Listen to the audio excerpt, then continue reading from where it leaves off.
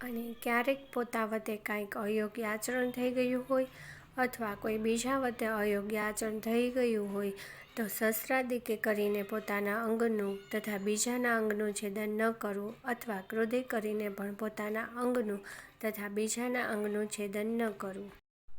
અને ધર્મ કરવાને અર્થે પણ અમારા સત્સંગી કોઈએ ચોરનું કર્મ ન કરવું અને ધણિયાતું જે કાષ્ઠ, પુષ્પ આદિક વસ્તુ તે તેના ધણીની આજ્ઞા વિના ન લેવું. અને અમારા આશ્રિત જે પુરુષ તથા સ્ત્રીઓ તેમણે વ્યભિચાર ન કરવો અને જુગટુ આદિક જે વ્યસન તેનો ત્યાગ કરવો અને ભાંગ, મફર, માજમ, ગાંજો એ આદિક જે કૈફ કરનાર વસ્તુ તે ખાવી નહીં અને પીવી પણ નહીં.